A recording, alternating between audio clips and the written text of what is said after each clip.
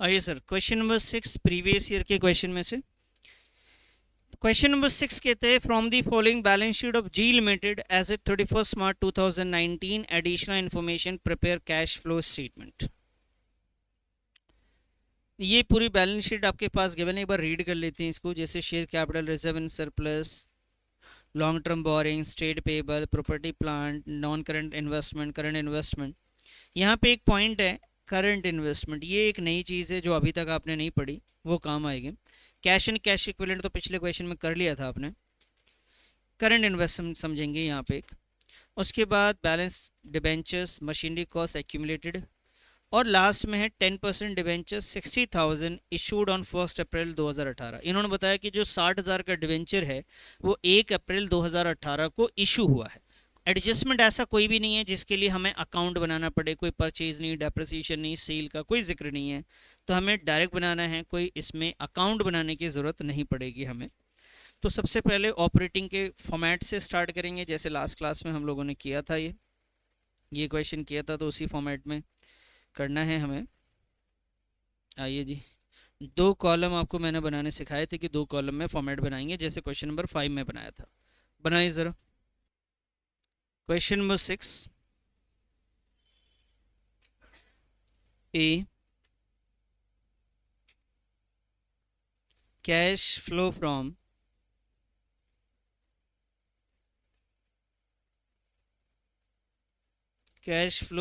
Operating activities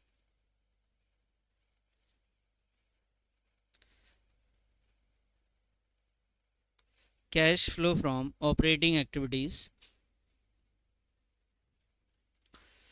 और operating में हम लोग सबसे पहले लिखते हैं बेटा नेट प्रॉफिट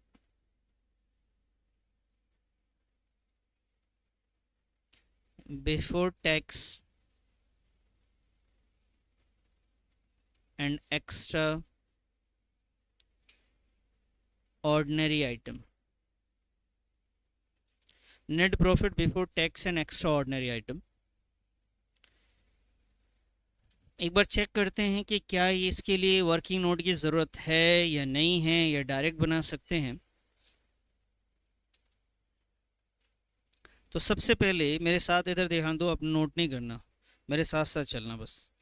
जैसे मैं बोलूँ जो देखने वैसे देखें। Net profit before tax and extra ordinary item में आप याद करेंगे सबसे पहले हम लोग लेते थे उसे कैलकुलेट करने के लिए balance in statement of profit and loss, जो कि गिवन है आपके सामने ये।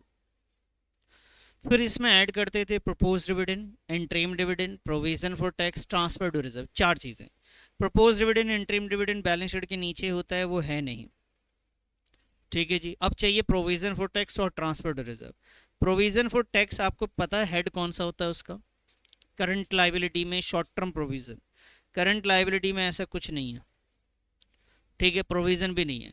फिर आते हैं ट्रांसफर टू रिजर्व, कहाँ आता है, रिजर्व एंड सरप्लस में। रिजर्व एंड सरप्लस में आ जाइए। रिजर्व एंड सरप्लस में सिर्फ एक आइटम है, क्या है, बैलेंस एंड स्टेटमेंट। क्या कोई रिजर्व है? तो कहने मतलब इसमें कोई वर्किंग नोट की ज़रूरत है क्या? नहीं है। तो बेटा ये 2,20,000 से 3,30,000 हो गया, इसका मतलब 1,00,000 रुपए बढ़ा है। लेकिन ध्यान क्या रखना है आपको, हमेशा डेट देखना है। एग्जाम में कई बार डेट 18 इधर होगा, 19 इधर होगा। हमारी आदत होती है हम ऐसे चेक कर रहे होते हर बार, एग्जाम में ये उल्टा खेल खेलते हैं। आपने डेट नहीं देखा और सारा गलत करके आ जाएंगे। तो आप देख लीजिए 2020, 2,20,000 और 3,30,000 में 18 में इतना था, इसमें अभी इतना है, तो इसका मतलब 1,00,000 रुपये बढ़ा है। तो मैं डायरेक्ट यहाँ पे 1,10,000 में डायरेक्ट लिख देता हूँ। समझ में आया ये? इसमें कोई वर्किंग नोट बनाने की हमें ज़रूरत नहीं पड़ी। बहुत सिंपल क्वेश्चन आते हैं बेटा एग्जाम में, बहुत सिंपल। एक दो एडजस्टमेंट होता है और सारी मेहनत ख़राब हो जाती है अगर आपने प्रैक्टिस करके 3-4 क्वेश्चन बड़े नहीं गए। छोटे क्वेश्चन तो मैंने बहुत करवा दिए आपको। इसके बाद आपको मैंने सिखाया था कि क्या ऐड होता है। सब टिप्स पे आपको याद रहने चाहिए। लिखना नहीं है। Depreciation, amortisation, interest on loan, interest on debentures. ठीक है जी।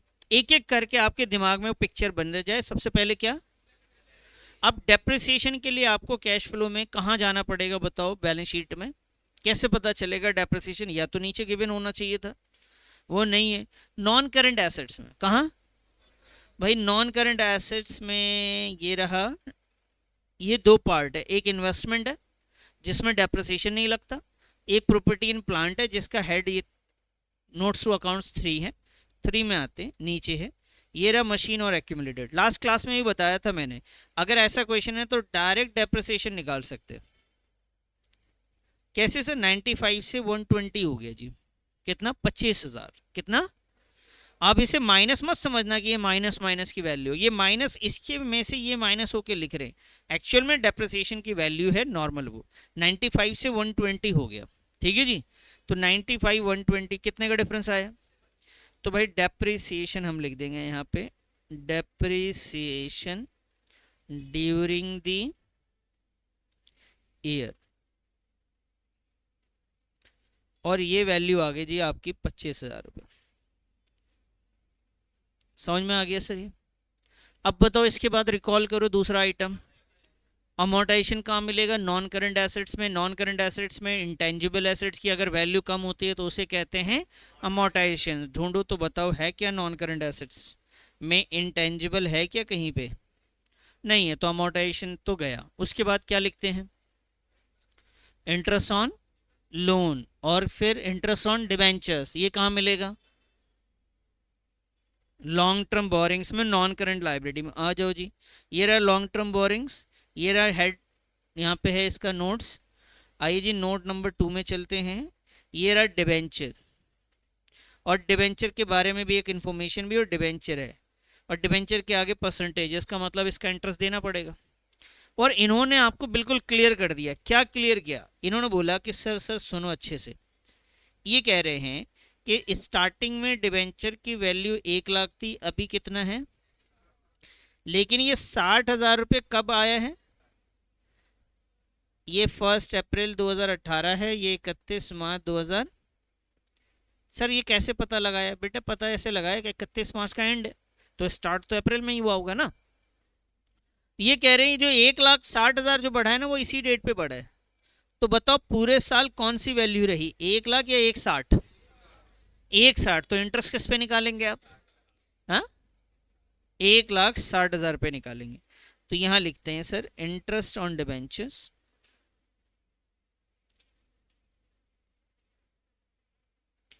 इंटरेस्ट ऑन डिबेंचर्स 1,60,000 का कितना परसेंट, कितना आएगा सर? नेक्स्ट याद करो, इसके बाद क्या आता था?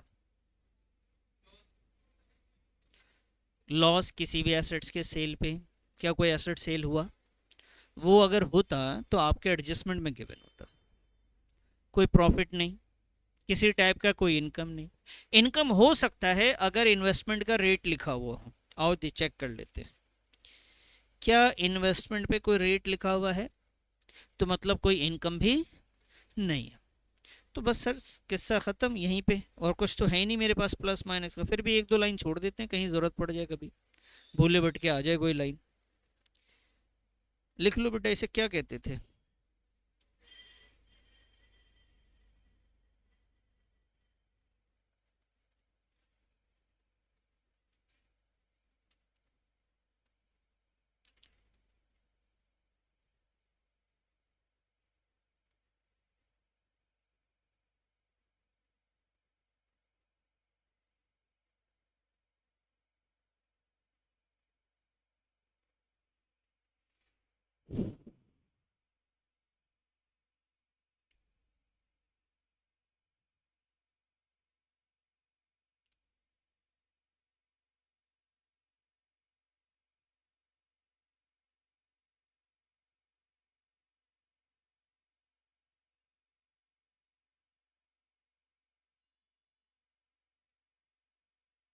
कितना आ रहा है?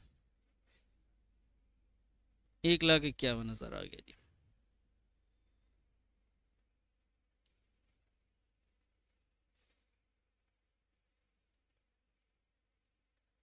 आइए sir next.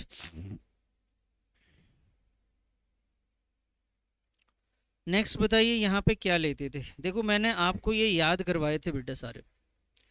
Decrease in current assets, increase in current, तो यानी करंट एसेट करंट लाइबिलिटी पे चलते हैं, चेक करेंगे क्या हो रहा है।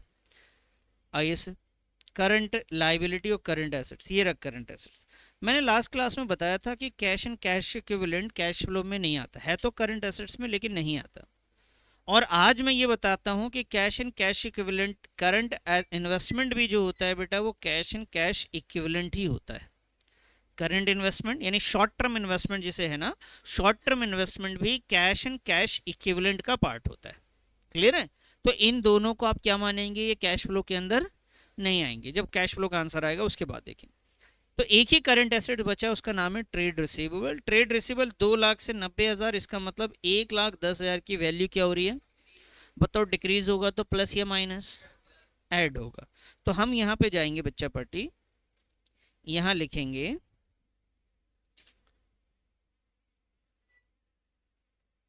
ट्रेड रिसीवेबल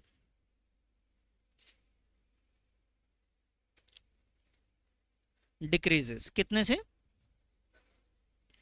1,10,000, ये प्लस में आ रहा है, जो माइनस में आएगा उसे ब्रैकेट लगा लेंगे। ओके सर, ये तो हो गया जी करंट एसेट्स। करंट एसेट्स हमने कवर कर लिया। आइए जी करंट लाइबिलिटी। करंट लाइबिलिटी में कितने पॉइंट है बेटा, सिर्फ एक है, वो भी क्या है, ट्रेड। तो ये इंक्रीज हो रहा है या डिक्रीज हो रहा है बेटा, ये डिक्रीज होगा तो इसको क्या करेंगे, trade payable, current liability decrease होता है तो माइनस होता है सर। तो यहाँ पे डिफरेंस कितने का आ रहा है, 30। तो यहाँ लिखेंगे ट्रेड पेबल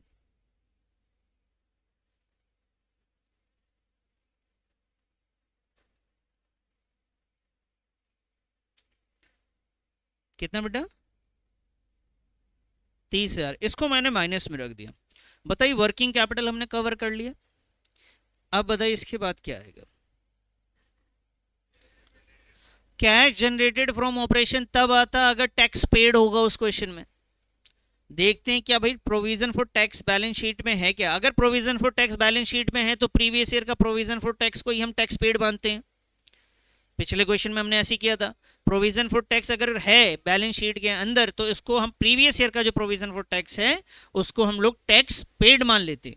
या फिर एडजस्टमेंट में हो, सर एडजस्टमेंट में कहीं पे भी मुझे नहीं दिख रहा टैक्स पेड, और ना ही करंट लाइबिलिटी के अंदर, क्योंकि करंट लाइबिलिटी में होता है provision for tax. Current liability में प्रोविजन, और नहीं याद रहे तो भैया सब जगह ढूंढ लो प्रोविजन फॉर टैक्स, कहीं किसी कोने खोपचे में दिख जाए, कहीं नहीं है। नहीं है तो भाई जब टैक्स माइनस ही नहीं करना है तो कैश जनरेटेड नहीं आ रहा, वो सीधा आगे का आंसर आ गया। क्या आ रहा है अब, तो भाई अब इसका आंसर निकाल के बताइए कितना आ रहा है, 2,31,000, और ये है आपका answer, cash flow from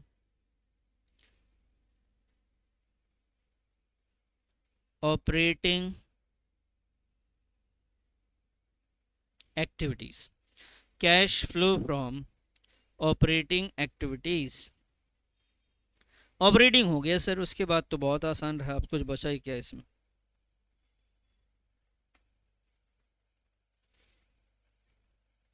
B part, cash flow from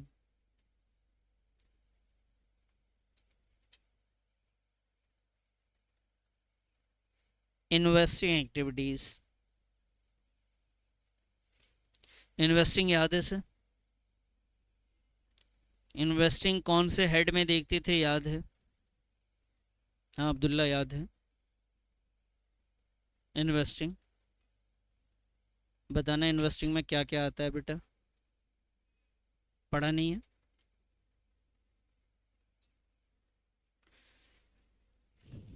जी बताइए।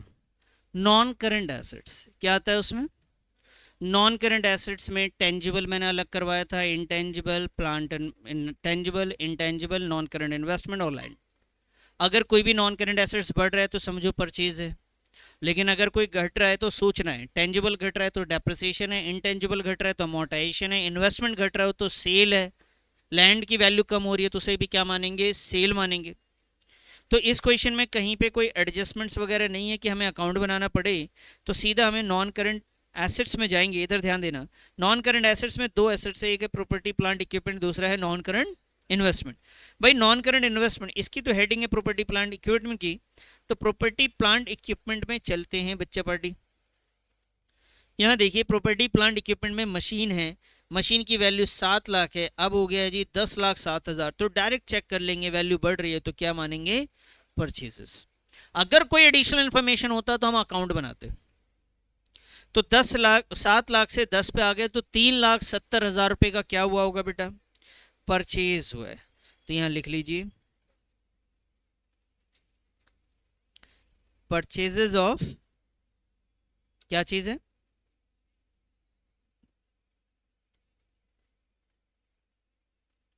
$3,70,000।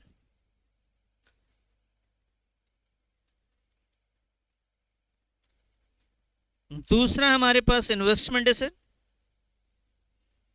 आइए जी इन्वेस्टमेंट पे चलते हैं। अब नॉन करंट एसेट्स में इन्वेस्टमेंट है जिसकी वैल्यू 1 लाख थी, अब 1,35,000 है, कितने से बढ़ रही है सर, क्या मानते हैं इसको, इसको भी परचेजेस मानेंगे सर।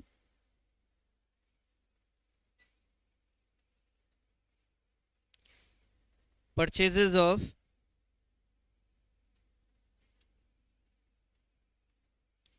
परचेजेस ऑफ इन्वेस्टमेंट कितना सर, 35,000 रुपए का परचेजेस ऑफ इन्वेस्टमेंट। इन्वेस्टमेंट पे अगर कोई इंटरेस्ट का रेट होता तो वो इसका इनकम हो जाता बेटा, इनफ्लो होता, लेकिन है नहीं, तो बस यही दो आइटम है, इसे भी हम क्लोज कर लेंगे। 4,05,000, यही आ रहा है सर, 4,05,000 रुपये माइनस में, और इसे क्या लेंगे सर, हम लेंगे इसे cash used in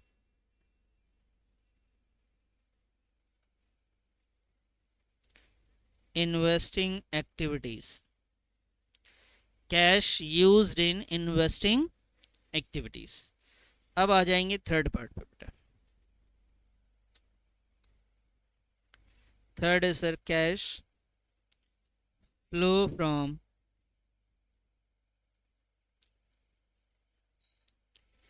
financing activities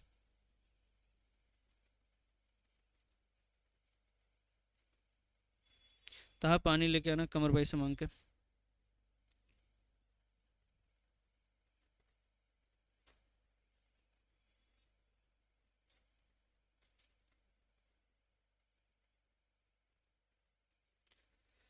ji cash flow from financing activities, finance में क्या देखते हैं sir, share holders fund, non current liability, और करंट भी देखना पड़े तो देखते हैं। शेयर होल्डर्स फंड देखते हैं सबसे पहले। शेयर होल्डर्स फंड में हमारे पास क्या है, शेयर कैपिटल है। शेयर कैपिटल पहले ये 6 लाख का था, अभी कितना का हो गया सर, 8 लाख, तो 2 लाख रुपए बढ़ गए। शेयर्स कैसे बढ़ते हैं 2 लाख से, जब वो इशू होते हैं, तो यहाँ लिखेंगे issue, issue of share capital 2 lakh, issue of share capital 2 lakh.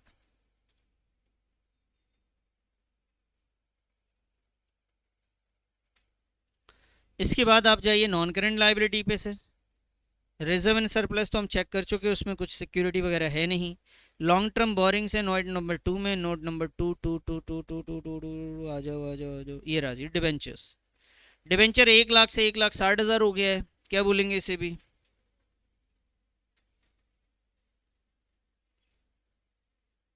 Issue of कितना परसेंट डिबेंचर था, 10% डिबेंचर 2 लाख, दो ना,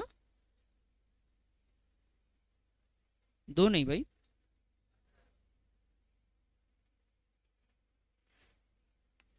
60,000, और साथ में हमें इसे पे करना पड़ेगा।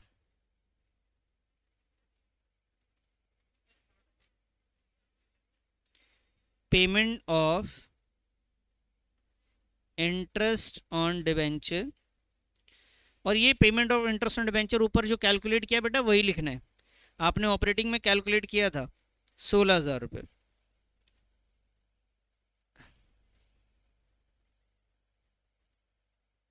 1,60,000 का 10% आपने कैलकुलेट किया है पहले से। 16,000। कोई प्रपोज डिविडेंड नहीं है बेटा, इंटरीम डिविडेंड नहीं है। ठीक है, बस यही दो चीज़ें हैं, तीन चीज़ें। करिए इसको कैलकुलेट।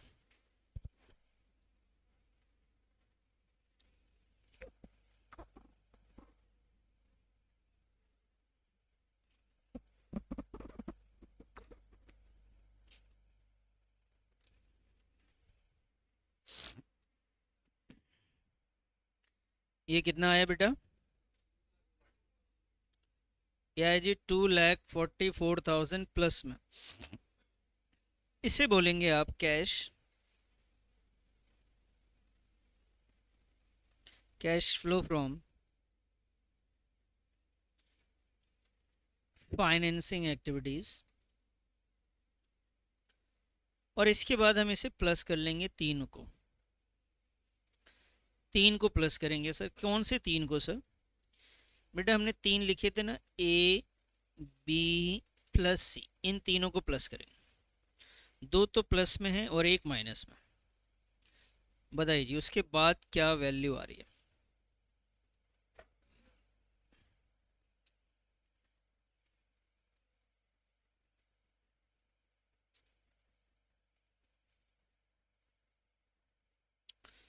कितना बताया सर? प्लस में। अगर प्लस में आंसर आएगा तो इसे हम बोलते हैं increase. Increase in cash and cash equivalent. Increase in cash and cash equivalent. और इसमें क्या ऐड करते हैं बच्चा party?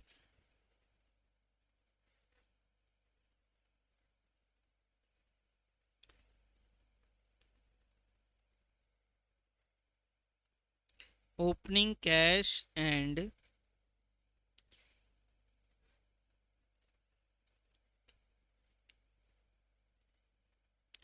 Opening cash and cash equivalent में भी ध्यान देने वाली बात है कि इस बार दो दो हैं। क्या दोष हैं सर? एक आपके पास ओपनिंग में ये 40,000 भी लेना है बेटा, और ये 1,70,000 भी लेना है।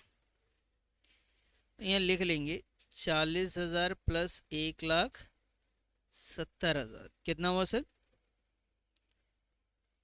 2,10,000।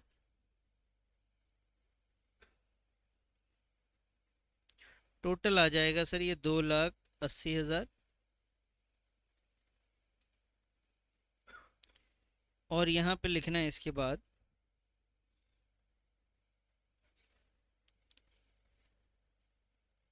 Closing cash and cash equivalent.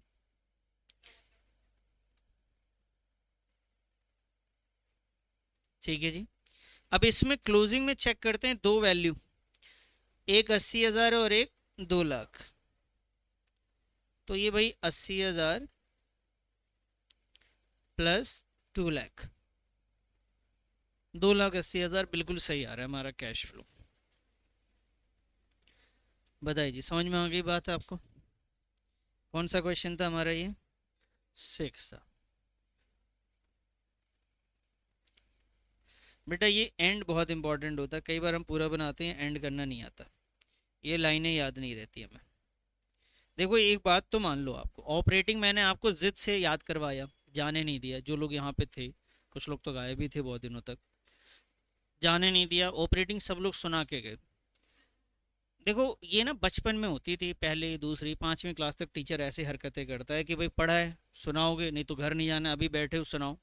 वही काम किया आपने, याद करके सुना दिया। उसके बाद मैंने इन्वेस्टिंग नहीं सुना, फाइनेंसिंग नहीं सुना। आज पूछो तो मुंह ताक रहे हैं, नहीं सर याद नहीं है, पता नहीं है। क्यों नहीं याद है? क्योंकि आपने अभी तक अपने आप को सीखने का कोई तरीका आपको पता ही नहीं है। आपको ये मालूम ही नहीं है कि भाई सीखा, मेरा नेचर है मुझे पता है, जैसे मेरा नेचर मुझे मालूम है, मुझे मैं कैसे सीखता हूँ किसी चीज को।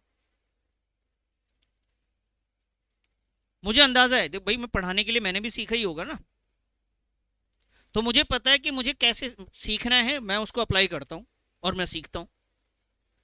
आपको नहीं पता कि कैसे सीखना है। मैंने एक तरीका बताया कि भाई आधा घंटा बैठो, उसे लिखो, बैठो, उसके बाद याद करवा गए भी, आप सुना सुना के गए, लेकिन उसके बाद क्यों नहीं किया? फिर जब आपको तरीका मालूम चल गया फिर सुना देना चाहिए था, नहीं किया आपने, क्योंकि आपको लगता है कि जी हो जाएगा, हो जाना होता तो फिर तो कोई बात ही नहीं थी।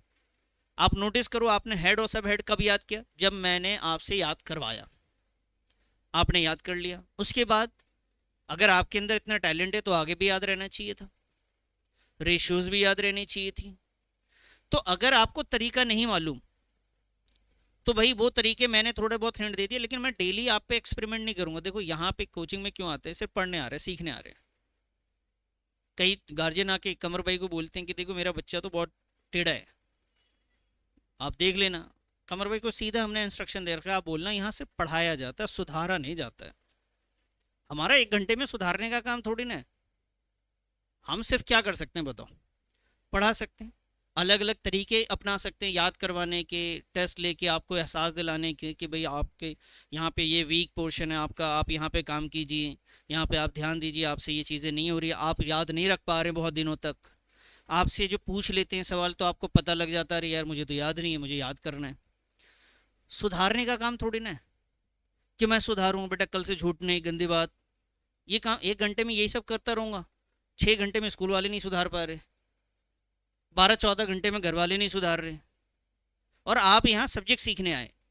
ये फालतू की चीज़ें अगर मैं करने लगूँ कि झूठ नहीं बोलना, कैसे बैठना, कैसे उड़ना, कैसे सीखना, कैसे यादें करनी है, कैसे रटना है, कैसे लाइनों को याद करना है, तो आप अगले दिन यहाँ भी नहीं दिखो।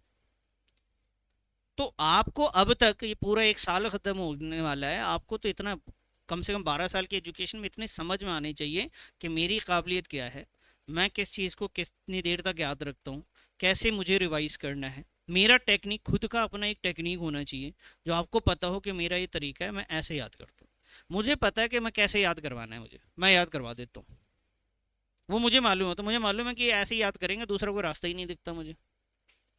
लेकिन वो हमेशा अप्लाई नहीं करा जा सकता, वो खुद को ढूंढने होते हैं बेटा। आपने बहुत ज़्यादा, मतलब सारे बच्चों की ये हाल बता रहा हूँ, और ये धीरे धीरे बढ़ता ही जा रहा है। अभी 11th में जो बच्चे आए उनके तो और ऐसे हालात ख़राब दिखते हैं। उनके भी अगर सुन के ना भेजा जाए ना, एक एक चीज़ें याद नहीं करवा के भेजा जाए, वो अगले दिन और भूल के आ जाए। आप यहाँ बैठे, तब तक बैठे हैं, पूछने का डर है, हाँ जी क्लास से बाहर जाने से पहले पूछेंगे सर सब कुछ, तो याद कर लिया। जिस दिन नहीं पूछना है, पिछले क्लास में पढ़ा है, पता ही नहीं क्या पढ़ा दिया। आप याद करा करो चीज़ों को, उसमें हर चीज़ सीखने की। अभी 41 किया, उसमें अंडर राइटिंग कमीशन सिखाया, वो याद करने की चीज़ें थी। यहाँ पे आपको याद करने के लिए क्या पॉइंट मिला? यहाँ पे करंट इन्वेस्टमेंट मिला कि कैश एंड कैश इक्विवेलेंट में नहीं आता सर, ये सब चीज़ें याद करने की। और आपको अपनी मेमोरी का अंदाज़ा होना चाहिए कि आपको कितनी देर तक रहेगा, आज रहेगा कल नहीं रहेगा, तो आपको दोबारा पढ़ना चाहिए। खुद ही आपको रास्ते ढूंढ लेने हैं।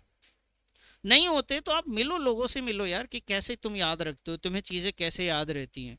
तो अल्टीमेटली पढ़ना तो है ना, पढ़ के कुछ करना है तो रास्ते तो खुद ही ढूंढने पड़ेंगे ना, पूछना पड़ेगा लोगों से, जिन्होंने करके अच्छा करा है उनसे पूछो, जिन्होंने स्कोर बहुत अच्छे करे उनसे पूछो। यहाँ तो कई सारे बच्चे बैठे भी रहते हैं जिनके ऑलरेडी 90s में थे, आप उनसे जाके मिलो, पूछो कि भैया कैसे आपने किया, एंड में क्या क्या किया,